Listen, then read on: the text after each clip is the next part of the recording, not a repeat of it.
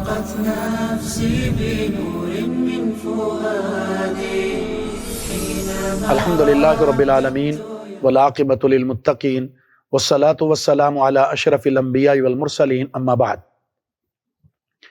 آج ہم اصول تفسیر کی ایک اور قسم پڑھیں گے جسے کہتے ہیں نزول القرآن ابتدائی و سببی۔ ینقسم نزول القرآن الی قسمین، قرآن کریم اپنے نزول کے اعتبار سے دو قسموں پر مشتمل ہے۔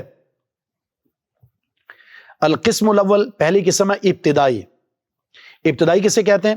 وَهُوَ مَا لَمْ يَتَقَدَّمْ نُزُولَهُ سَبَبٌ يَقْتَضِي، وہ آیات جس کے نزول سے پہلے کوئی سبب نہ ہو جس سبب نے اس کے نزول کا تقاضا کیا ہو۔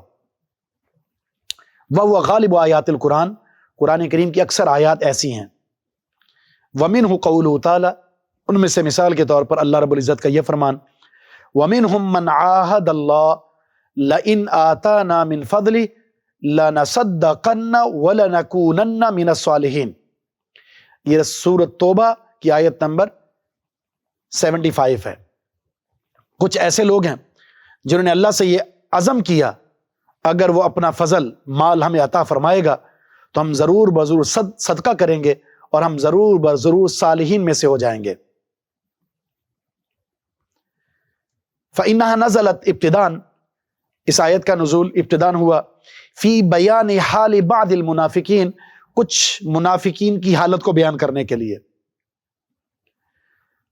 وَأَمَّا مَا اشْتَهَرَ مِنْ أَنَّهَا نَزَلَتْ فِي ثَعْلَبَةَ، اور یہ بات جو مشہور ہے کہ یہ آیت نازل ہوئی ثعلبہ بن حاطب کے بارے میں، ایک طویل قصہ ہے۔ ذَكَرَهَا كَثِيرٌ مِّنَ الْمُفَسِّرِينَ، جس کو بہت سارے مفسرین نے ذکر کیا ہے، مثلا طبرانی کے اندر بھی ہے، تفسیر ابن ابی حاتم کے اندر بھی ہے، اسی طرح شعب الایمان کے اندر بھی ہے۔ وَرَوَّجَهَا كَثِيرٌ مِّنَ الْوَعَاظ، اور بہت سارے جو واعظین ہیں انہوں نے اس کو مبالغے کے ساتھ اسے بیان کیا ہے۔ فَضَعِيفٌ لَا صِحَّةَ لَهُ، یہ قصہ ضعیف ہے، یہ صحیح نہیں ہے۔ تو لہذا اس آیت کی تفسیر میں یا اس کے شان نزول میں یہ قصہ بیان کرنا بالکل غلط ہے، بلکہ اس آیت کے پیچھے کوئی سبب نزول نہیں ہے، یہ ابتدائی آیات میں سے ہے جس کے پیچھے کوئی سبب نہیں ہے۔ القسم الثانی، دوسری قسم سببی، وَهُوَ مَا تَقَدَّمَ نُزُولَهُ سَبَبٌ يَقْتَضِي، سببی کا مطلب وہ آیات جس کے نزول سے پہلے کوئی سبب تھا اور اس سبب نے تقاضا کیا ان آیات کے نزول کا۔ مثلا وہ کیا اسباب ہو سکتے ہیں؟ نمبر 1، پہلا سبب اما سؤال یجیب اللہ عنہ، رسول اللہ صلی اللہ علیہ وسلم سے سوال ہوا اور آپ نے انتظار کیا وحی کا، اور اس سوال کی وجہ سے اللہ رب العزت نے وحی نازل فرما دی۔ مثال یسألونک عن الاہلہ، قرآن میں جتنے بھی وہ مقامات ہیں جہاں یسألونک ہے، ان تمام آیات سے پیچھے ایک سبب ہے، اور وہ سبب کسی شخص کا سوال کرنا ہے۔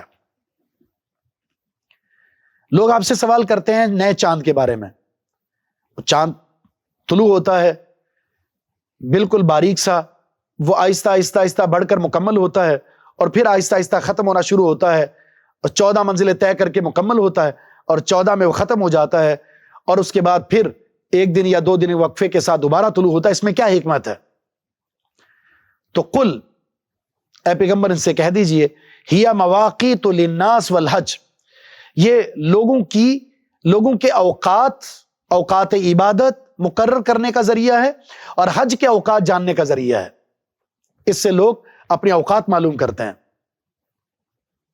تو ایک سبب تھا اور وہ سبب سوال تھا جس کے جواب میں یہ آیت اتری ہے، اس لیے اس کو سببی آیت کہتے ہیں۔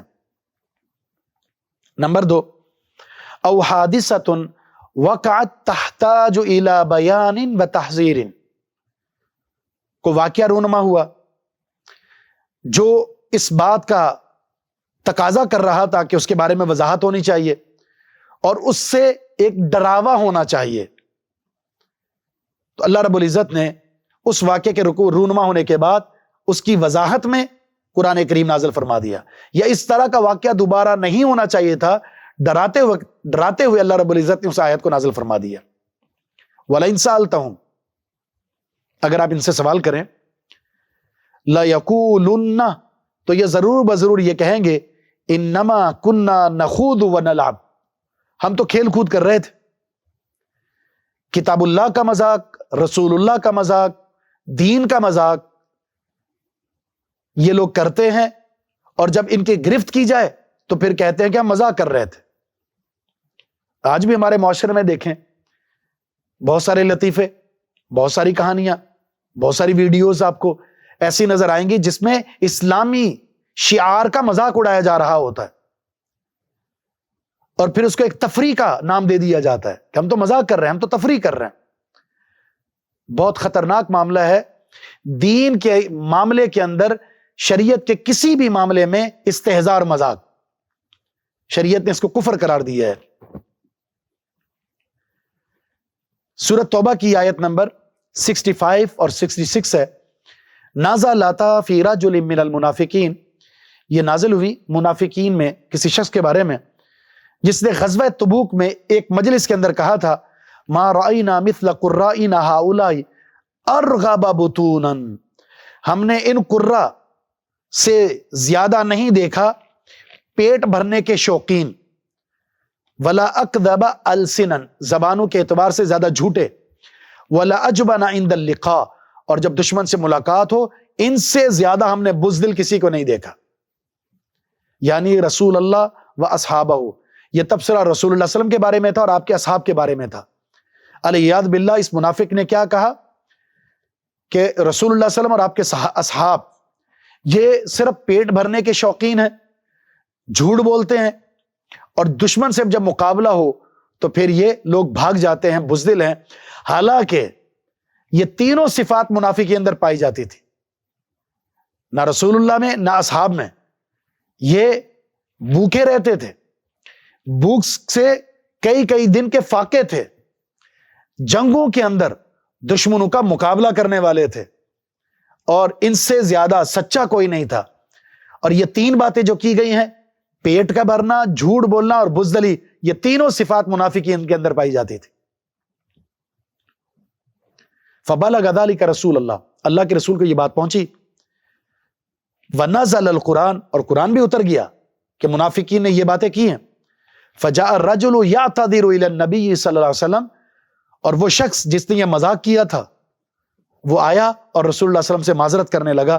تو فیجیبہ، اللہ رب العزت نے جواب دیا، اب اللہ و آیاتہ و رسولہ کنتم تستہزئون، کیا تم اللہ سے، اس کے رسول سے، اس کی آیات سے مذاق کرتے ہو؟ تمہیں استہزاء اور مذاق کے لیے اللہ ملا ہے، رسول ملا ہے، اور اس کا دین ملا ہے، اس کی آیات ملی ہیں. مذاق اور کھیل و کود ان کے ساتھ ہوگا. لا تعتذروا قد کفرتم بعد ایمانکم، ایمان کا دعویٰ کرنے کے بعد تم کافر ہو گئے ہو، اب تمہارا کوئی عذر قبول نہیں ہے.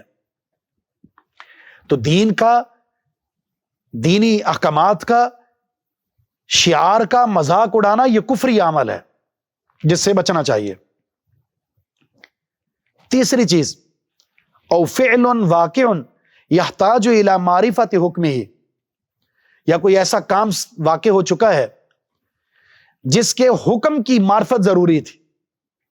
کوئی ایسا عمل سامنے آ چکا ہے جس کے حکم کی معرفت ضروری تھی، تو اللہ رب العزت نے اس سبب کی وجہ سے بھی آیت نازل فرما دی.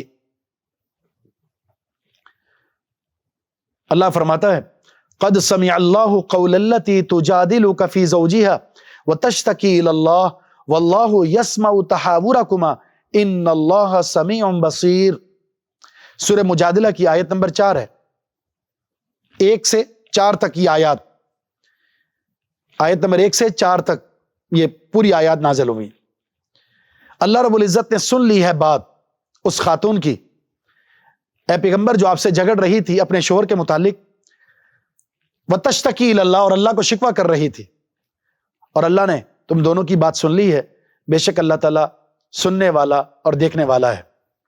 زہار کا معاملہ تھا اور اللہ رب العزت نے اس کا حکم نازل فرما دیا کہ پہلے زہار طلاق تھا، اب اگر کوئی شوہر اپنی بیوی کو محرم کے ساتھ تشبیہ دے دیتا ہے تو اب طلاق نہیں، کفارہ دینا ہوگا.